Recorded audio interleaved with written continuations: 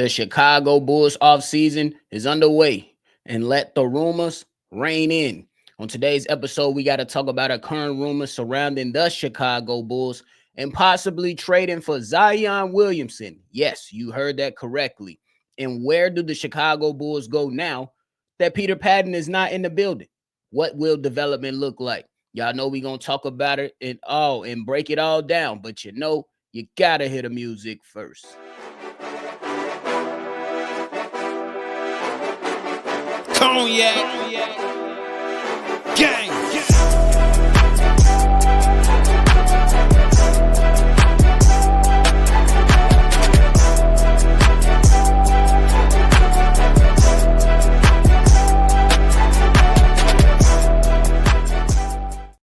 Shy Boys podcast with the Cognac Boys. I'm Cognac Boy Bobby, and I'm holding it down on today's daily episode. If you tuned in with me today, make sure you hit that like button, subscribe to the channel, and hit that notification bell as well. We know the off season is here, and we already know the rumors are gonna run rampant.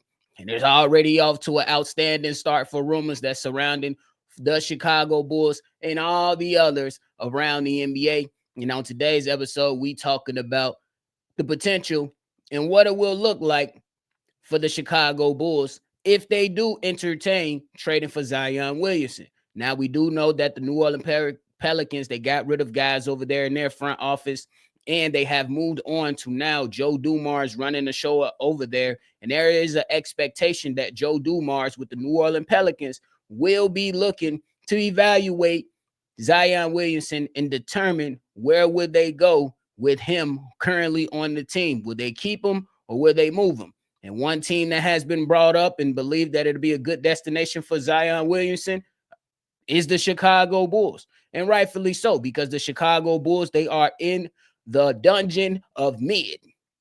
Yes, they are in the dungeon of mid. But on today's episode, I want to talk about if you do trade for Zion Williamson, if you're the Chicago Bulls, it's going to come with a tough decision about Coby White. Because where do you think negotiations will start? Do you somehow think somebody's going to say, hey, we will take on Patrick Williams? After all we've seen from Patrick Williams, we'll absolutely use him as one of the talking points for any type of trade. No. Think again. Coby White will absolutely be in those conversations for sure, especially with the current deal that he's on, and he's currently outplayed that deal, especially with the way that he can go out there and perform on any given night for you, and especially considering the Chicago Bulls don't have much to offer. Now, there is a proposed trade that has been placed out there by Joe Cowley. Joe Cowley said that he believes the Chicago Bulls should offer Nikola Vucevic, Coby White, and Javon Carter to the Pelicans for Zion Williamson. I don't think it'll just stop there. If you personally ask me, I think that the Chicago Bulls will have to include some type of draft capital in those discussions because of how good Zion Williamson is when he's on the court. Emphasis on when he's on the court, because Zion Williamson, he's been up and down throughout his young career. He's not even 25 yet, but he's been up and down in his young career with playing less than 30 games and then playing about 60 games. It's kind of, if you go out there and look how many games played, you kind of see the influx and the up and down of how often he's on the court versus when he's actually on the court. You know what I'm saying? So those will be some of the things that you absolutely have to consider. Now, if you're the Chicago Bulls and you are considering this, I ain't going to lie to you. It's very intriguing to think about a front court that considers Montes Buzelis, Zion Williamson, and potentially a young athletic bid to go along with the Josh Giddey. Something not to really think about, especially with the stardom that Zion Williamson can bring to the city of Chicago. Now, just quickly off topic. Hey, he ain't got to worry about no strip clubs in Chicago. Chicago ain't really no clubbing scene. Yeah, we got a couple bars here and there, but ain't really no club scene like in Atlanta. Like, you know what I'm saying? Like a Houston. Ain't no club scene like that. Now, we got some good ass food too, though, but the Pelicans down there in Louisiana, they got some good food down there too. So that might be a distraction for Zion Williamson, because there's a lot of Italian beefs and gyros around here. And you can definitely go pull up and get you a gym shoe. I'm just saying. But we back on topic. Let's keep it real. But I will ask this, and I will proceed with caution when it comes to these type of discussions, simply because you all know where I stand when it comes to the future of Coby White and the Chicago Bulls. I believe Coby White should be a part of the future for the Chicago Bulls. I believe that the Chicago Bulls have other assets that they need to try to push out the way so they can build draft equity and then pivot and move accordingly in that way. Now, I will say it is very, very intriguing when you consider what Zion Williamson can potentially bring to the Chicago Bulls, especially a city that is desperate for some type of star talent to come to this team. There has been things swirling around about Giannis if he's placed out of the playoffs and how, you know what I'm saying, he'll probably feel over there in Milwaukee, but I think that's a real long shot. Just like I feel like trading for Zion Williamson is a thing that you have to strongly consider being something that probably don't work out. Simply because if we're going off the history, I personally can't ignore the history of this player. Stuff off the court I'm not getting into, but also not being on the court when your team absolutely needs him. Now, when he is on the court, he is a force, period. He is a force. A force. I had to say it that many times because you know that Zion Williamson can absolutely just tear down a rim with on any given night when he's available. But I ask everybody that's listening right now, are y'all ready to take on another injury-prone star and bring him into Chicago and hope that this player will somehow be healthy? This guy has dealt with health injuries his entire career in the NBA.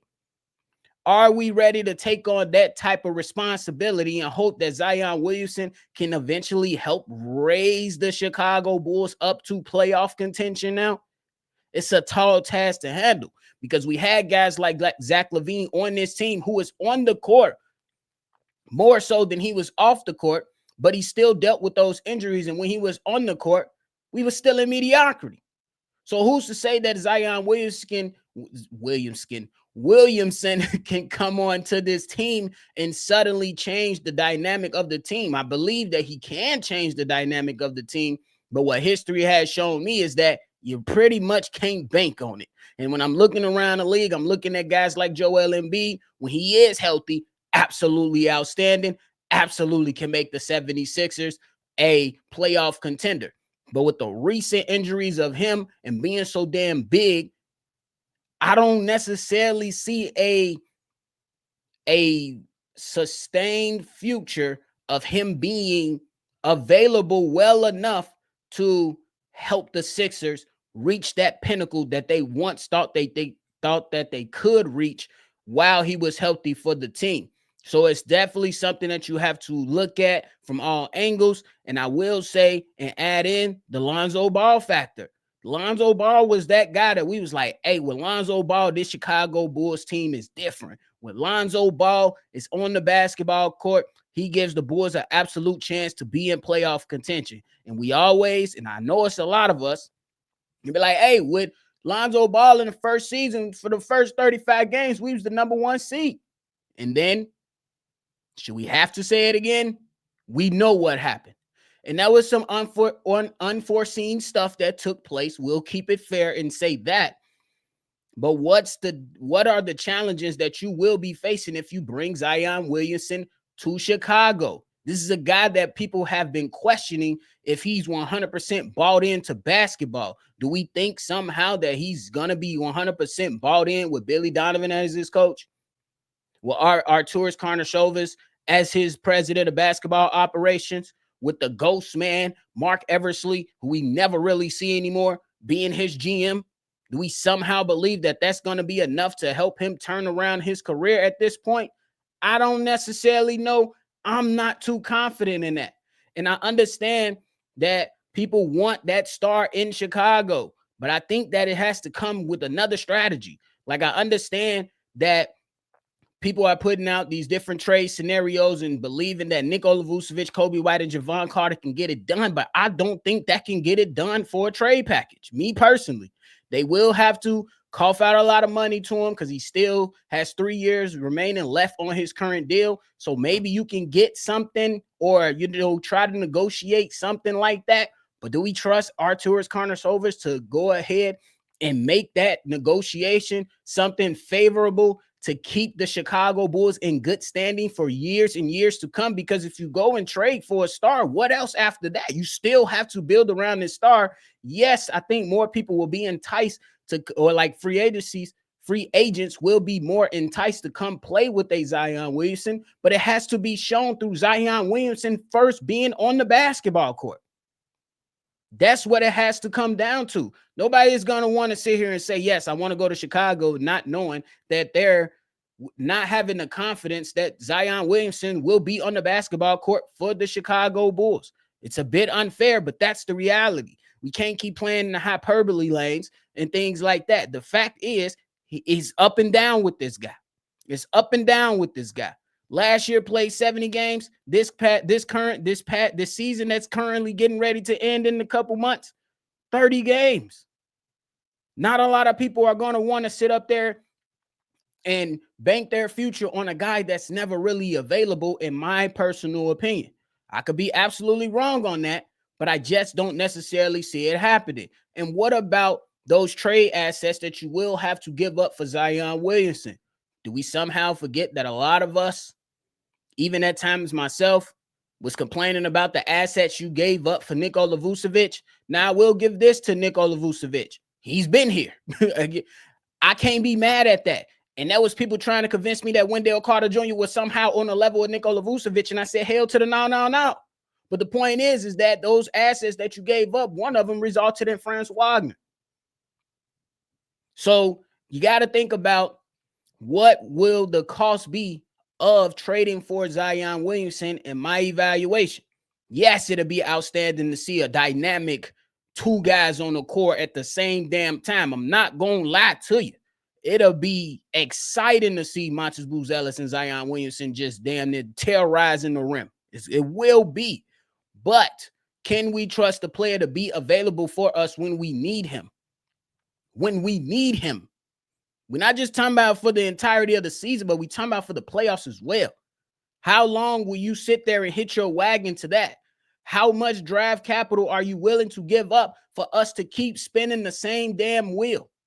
That's what we have to consider. And I don't trust AK to get a good deal done without giving up a number of assets or number of pick swaps to where the Chicago Bulls are in a good position to continuously build the team.